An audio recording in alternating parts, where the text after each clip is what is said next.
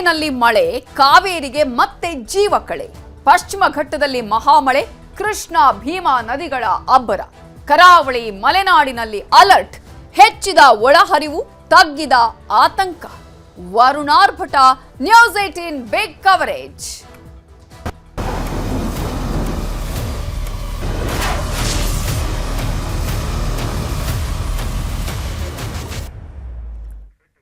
ಶಿವಮೊಗ್ಗದ ತೀರ್ಥಹಳ್ಳಿಯಲ್ಲಿ ಗುಡ್ಡ ಕುಸಿತ ಪ್ರಕರಣಕ್ಕೆ ಸಂಬಂಧಪಟ್ಟ ಹಾಗೆ ನಾಪತ್ತೆಯಾಗಿದ್ದ 3 ಶವ ಪತ್ತೆಯಾಗಿದೆ. ಕೊಪ್ಪಳ ಮೂಲದ 3 ಶವ ಪತ್ತೆಯಾಗಿದ್ದು, ಮಲ್ಲಿಕಾರ್ಜುನ, ನಾಗವೇಣಿ ಹಾಗೆಯೇ 3 ವರ್ಷದ ಮಗುವಿನ ಶವ ಪತ್ತೆಯಾಗಿದೆ. ಶಿವಮೊಗ್ಗದ ತೀರ್ಥಹಳ್ಳಿಯಲ್ಲಿ ಗುಡ್ಡ ಕುಸಿತಕ್ಕೆ ಸಂಬಂಧಪಟ್ಟ ಹಾಗೆ 3 ನಾಪತ್ತೆಯಾಗಿದ್ರು. ಅವರ ಮೇಲೇನೆ ಗುಡ್ಡ ಬಿದ್ದಿತ್ತು. ಈ ಹಿನ್ನೆಲೆಯಲ್ಲಿ 3 ಶವ ಇದೀಗ ಪತ್ತೆಯಾಗಿದೆ. ಕೊಪ್ಪಳ ಮೂಲದ 3, ಮಲ್ಲಿಕಾರ್ಜುನ್, ನಾಗವೇಣಿ ಹಾಗೆಯೇ 3 ವರ್ಷದ ಮಗುನ ಶವ ಪತ್ತೆಯಾಗಿದೆ. ಗುಡ್ಡದ ಕೆಳಗಿನ ಶೆಡ್ನಲ್ಲಿ ಕುಟುಂಬಸ್ಥರು ಸಾವನ್ನಪ್ಪಿದ್ದಾರೆ. ಸುಮಾರು 10 ಗಂಟೆ ಸತತವಾಗಿ ನಡೆದಂತಹ ರಕ್ಷಣಾ ಕಾರ್ಯಾಚರಣೆ. ಇದೀಗ ಮಲ್ಲಿಕಾರ್ಜುನ್ 35 ವರ್ಷ ಹಾಗೆಯೇ 28 ವರ್ಷದ ನಾಗವೇಣಿ, ಅದೇ ರೀತಿಯಾಗಿ 3 ವರ್ಷದ ಮಗು ಸಂತೋಷ್ನ ಶವ ಪತ್ತೆಯಾಗಿದೆ. ಗಂಗಾವತಿ ತಾಲೂಕಿನ ಕೊಕ್ಕರೆಗಾರು ಗ್ರಾಮದವರು ಇವರು. 3 ಮೃತದೇಹವನ್ನ ಹೊರತೆಗೆದಿದ್ದಾರೆ ಸಿಬ್ಬಂದಿ. ಗುಡ್ಡ ಕುಸಿದು 3 ದುರ್ಮರಣಕ್ಕೀಡಾಗಿದ್ರು. ಇದೀಗ ನಿರಂತರ ಕಾರ್ಯಾಚರಣೆಯ ಬಳಿಕ 3 ಶವ ಪತ್ತೆಯಾಗಿದೆ. ಕೊಪ್ಪಳ ಮೂಲದವರು.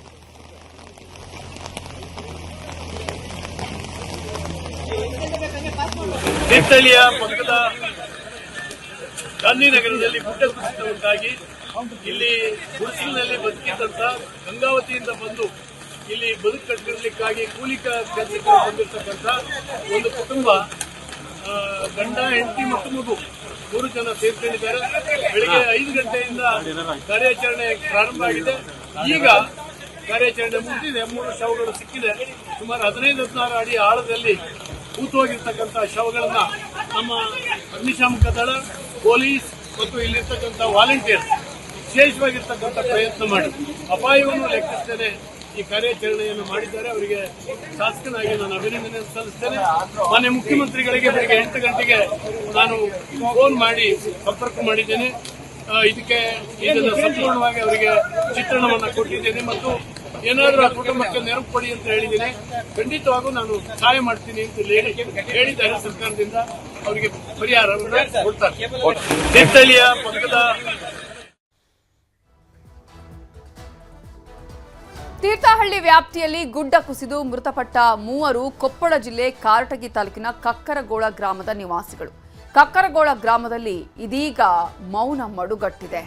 ಕಳೆದ 4 ದಿನಗಳ ಹಿಂದಷ್ಟೇ ಕೂಲಿ ಕೆಲಸಕ್ಕೆ ಅಂತ ಹೇಳಿ ಇವರು ತೀರ್ಥಹಳ್ಳಿಗೆ ಬಂದಿದ್ರು. ಮೊಮ್ಮಗ, ಸೊಸೆ, ಮಗನ ಸಾವಿನ ಸುದ್ದಿ ಕೇಳಿ ತಂದೆ ಲಕ್ಷ್ಮಣ್, ತಾಯಿ ಗೌರಮ್ಮ ಕಣ್ಣೀರಿಟ್ಟು ಗೋಳಾಡಿದ್ದಾರೆ. 3 ದಿನಗಳ ಹಿಂದೆಯಷ್ಟೇ ಇವರು ಬಂದಿರೋದು. ಆದರೆ ಇದೀಗ ತಮ್ಮವರನ್ನ ಕಳ್ಕೊಂಡಿದ್ದೀವಿ. ತನ್ನ ಮೊಮ್ಮಗ, ಸೊಸೆ, ಮಗನ ಸಾವಿನ ಸುದ್ದಿ ಕೇಳಿ ತಂದೆ, ತಾಯಿ ಅಲ್ಲಿ ಚಿಂತಾಕ್ರಾಂತರಾಗಿದ್ದಾರೆ, ಕಣ್ಣೀರು ಹಾಕ್ತಿದ್ದಾರೆ, ಗೋಳಾಡ್ತಾ ಇದ್ದಾರೆ.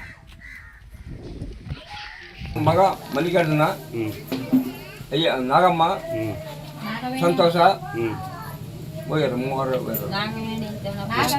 ನಾಗವೇಣಿ. ಎಷ್ಟು ದಿನ ಹೋಗಿ ಇಲ್ಲಿದ್ದು? 4 ದಿನ. ಅಲ್ಲಿ ಏನಾಗಿದೆ ಅಂತ ಸುದ್ದಿ ಬಂತು? ಏನು ಫಸ್ಟ್ ಬಂದ ಯಾವಾಗ? ಎಷ್ಟು ಗಂಟೆಗೆ? ನಾನು ಹೇಳ್ರಿ ಅವರು.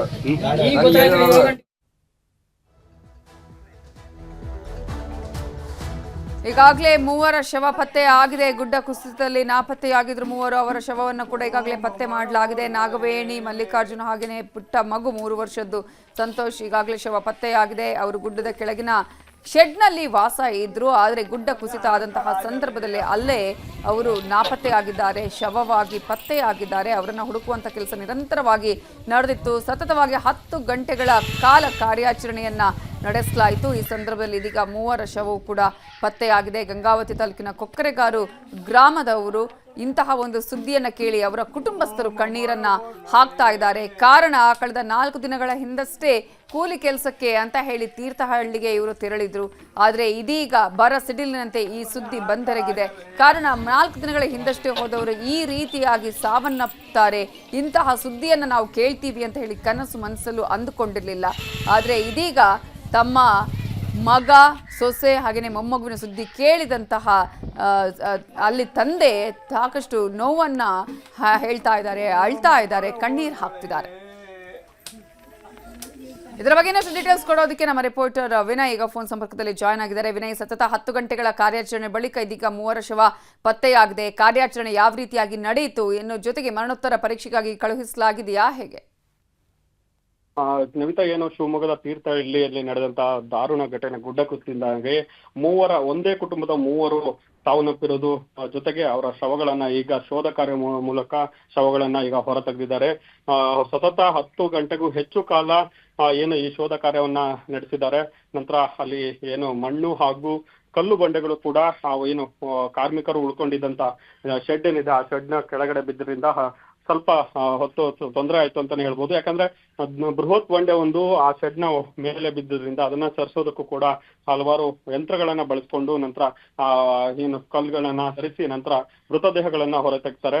ಈ ವೇಳೆ ಒಂದಿಷ್ಟು ಜನರು ಏನು ಪಕ್ಕದಲ್ಲಿದ್ದಂತ ಶೆಡ್ಗಳಲ್ಲಿ ವಾಸವಾಗಿದ್ದಂತ ಕೆಲವರಿಗೂ ಕೂಡ ಗಾಯಗಳಾಗಿದ್ದು ಅವರನ್ನು ಕೂಡ ಆಸ್ಪತ್ರೆಗೆ ಸಾಗಿಸಿ ಅವರಿಗೆ ಚಿಕಿತ್ಸೆಯನ್ನ ಕೊಡ್ಲಾಗ್ತಾ ಇದೆ. ಹಾಗೆ ಹನುಮಂತಪ್ಪ ಎನ್ನುವರ ಕಾಲಿಗೂ ಕೂಡ ಗಂಭೀರ ಗಾಯ ಆಗಿತ್ತು. ಅವರನ್ನ ಶಿವಮೊಗ್ಗದ ಮೆಗ್ಗಾನ್ ಆಸ್ಪತ್ರೆಯಲ್ಲಿ ಚಿಕಿತ್ಸೆಯನ್ನ ಕೊಡ್ಲಾಗ್ತಾ ಇದೆ. ಈಗ ಒಟ್ಟಿನಲ್ಲಿ ಈ ಮೃತದೇಹಗಳೇನಿದಾವೆ ಅವುಗಳು ಸಿಕ್ಕ ನಂತರ ಅಲ್ಲಿ ಒಂದು ರೀತಿಯಲ್ಲಿ ಮೌನ ವಾತಾವರಣ ಸೃಷ್ಟಿಯಾಗಿತ್ತು ಅಂತ ಹೇಳ್ಬೋದು.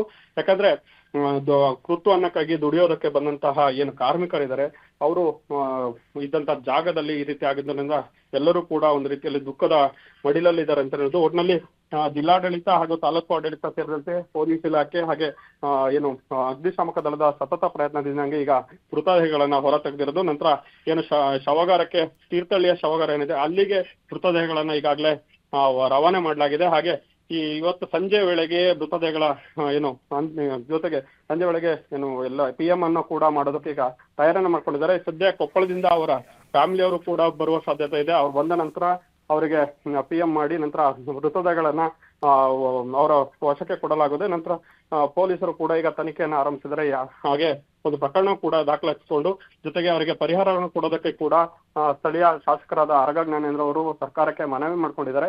ಒಟ್ಟಿನಲ್ಲಿ ಈ ಘಟನೆ ಒಂದು ರೀತಿಯಲ್ಲಿ ತೀರ್ಥಹಳ್ಳಿ ಭಾಗದಲ್ಲಿ ಭಯಭೀತರಾಗಿದ್ದಾರೆ ಅಂತ ಹೇಳ್ಬೋದು. ಯಾಕಂದ್ರೆ ನಗರದೊಳಗೆ ಇರುವಂತಹ ಗುಡ್ಡ ಏನಿದೆ ಅದು ಕುಸಿತ ಹಂತಕ್ಕೆ ತಲುಪಿರೋದು ಒಂದು ರೀತಿಯಲ್ಲಿ ಆತಂಕಕ್ಕೆ ಎಡೆ ಮಾಡಿಕೊಟ್ಟಿದೆ. ಅಲ್ಲಿ ಹಲವಾರು ಮನೆಗಳು ಕೂಡ ಇದ್ದು ಅವರನ್ನು ಕೂಡ ಈಗ ಸ್ಥಳಾಂತರ ಮಾಡುವ ಕೆಲಸಕ್ಕೆ ಕೈ ಹಾಕಿದ್ದಾರೆ. Navita, okay, thank you Vinay ಡೀಟೇಲ್ಸ್ಗೆ.